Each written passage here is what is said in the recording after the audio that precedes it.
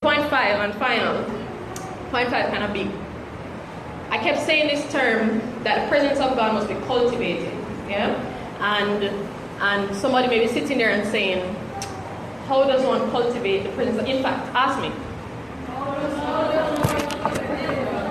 Thank you for asking. I'm gonna tell you. Okay. So there are three quick points I want to talk about as to how to cultivate the presence of God. Just one thing that I try to talk to young people about is always say, spend your day with the Lord. And devotions are good enough. And devotions, the merit that we put on devotions is that this is my time that I've cut out of my day to spend with Jesus. And that's excellent. Because Jesus cut out time out of his day to spend with his Father. Right? But there is, I think,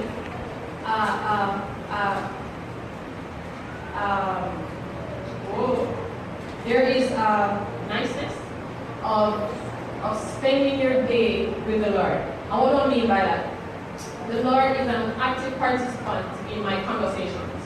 Yeah? Which helps to really keep me in line most, I tell you. Right? He's an active participant in my conversations. He goes to work with me. And so the person at work who I would love to try my first punch in the face at, he goes with me in all my interactions with her, him, whoever. Yeah, he goes with me, and I get up in the morning and cultivating the presence of God. I say to the Lord, what do you think I should wear? And I can't come up with it and say, I'm going to shower, you decide. And I come up to the shower, and it's like, yeah, waste time. You're wasting time. We got to go. Can't be late. And then, just things like that, to be aware that God is always with me. But three quick points. So A, we must see him. Isaiah saw the Lord in him. He saw the Lord. I'm going to say we must see him. I mean in nature. Yeah, in Romans 3 it tells us that creation tells of a creator. It tells that God exists.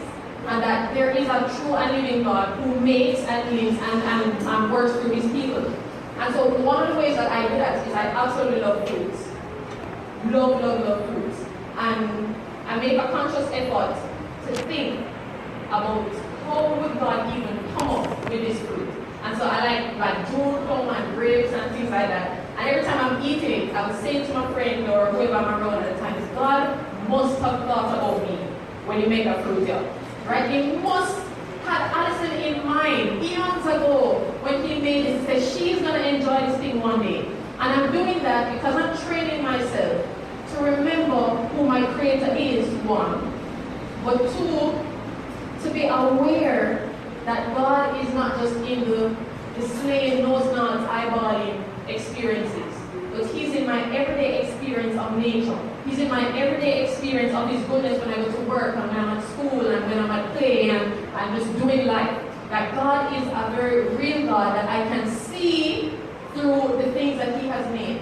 And so I love nature. And recently I've been going on these trips, just trying out rivers, and just going to different places that I love because I want to see and experience and be aware of God in nature and things that he does. And so one way is to see God.